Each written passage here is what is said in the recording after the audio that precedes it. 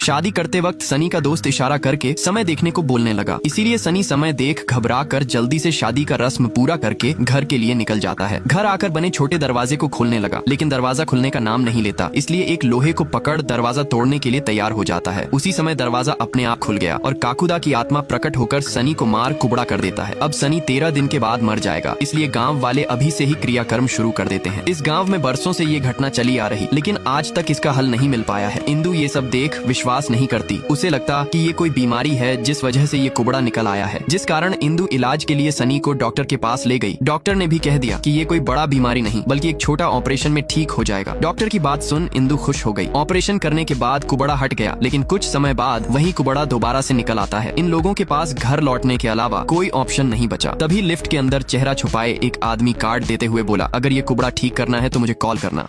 घर आने के बाद इंदु कुबड़ा ठीक न होने पर निराश होकर बैठी हुई थी। तभी उस कार्ड वाला आदमी के बारे में याद करने लगी। असल में ये भूत भगाने वाला एक विक्टर का कार्ड है। विक्टर भूतों से बातें कर उन लोगों को मोक्ष दिलाता है। उसी समय इंदु विक्टर को कॉल करके गांव बुला लेती है। रात के समय जब इंदु काकुदा आत्मा के बारे में बता रही थी, उसी समय दरवाजा खटखटाने का आवाज आने लगा। विक्टर ने मशीन निकालकर ये देखने लगा कि इंसान है या आत्मा, लेकिन दरवाजे के पीछे सनी दरवाजा खटखटा रहा था। अब चारों मिलकर काकुदा आत्मा के स्थान पर चले जाते हैं। कुछ ही समय में आत्मा का सिग्नल भी मिल जाता, इसलिए विक्टर चार्ट पेपर की मदद लेकर आत्मा से बातें करने लगा। तभी इस पुतले का सर हिलने लगता है। ये देख तीनों वहाँ से भागने लगे। भागते समय पुतले ने सनी के हाथ को पकड़ देता है। ये जानकर विक्टर को भी घर लेकर आ जाते हैं। पेपर की मदद से पूरी बात नहीं होने की वजह से विक्टर भूतों की आवाज ट्रांसलेशन मशीन निकालकर सुनने लगा है। तभी मशीन से कुकू पहलवान की हवेली का आवाज आने लगा। इस गांव में शाम 7 बजते ही एक आत्मा आकर हर घर का छोटा दरवाजा को देखने लगता है। अगर छोटा दरवाजा नहीं खुला रहने पर उस घर के आदमी को मार कुबड़ा कर देता था। यही हादसा शनि के साथ भी हो चुका है। इसलिए सनी का कुबड़ा ठीक करने के लिए कुकू पहलवान के हवेली पर चले जाते हैं, क्योंकि आत्मा का शरीर को यहीं दफनाया गया था। शरीर को जलाने के लिए जमीन खोदकर कंकाल तक पहुंच जाते हैं, लेकिन उसी समय अचानक से हलचल होने लगा और काकुदा की आत्मा प्रकट हो जाता है। आत्मा को देख विक्टर आत्मा से बात करने का कोशिश करता है, लेकिन आत्मा बिना बात सुने ही विक्टर पर हमला कर दिया और उसी समय बुलंद आवाज में चीखने लगा, जिसे सुन इन लोगों ने दोबारा से कंकाल के ऊपर मिट्टी डाल देते हैं। अब आत्मा इंदु के पास चला गया, लेकिन आग की वजह से इंदु बच जाती है। कुछ समय बाद विक्टर समाधि से निकाला हुआ टोपी को देख रहा था। इस दौरान टोपी में एक आदमी का नाम लिखा हुआ दिखाई देता है। इस नाम को फोन में सर्च करने से उस आदमी का पता मिल जाता है। इसलिए अगले दिन विक्टर इंदु के साथ उस आदमी से मिलने चला गया। आदमी से पूछने पर बताया कि काकुदा एक सर्कस मैन हुआ करता था और इतना ही नहीं, उसके अंदर जादुई शक्ति भी मौजूद था।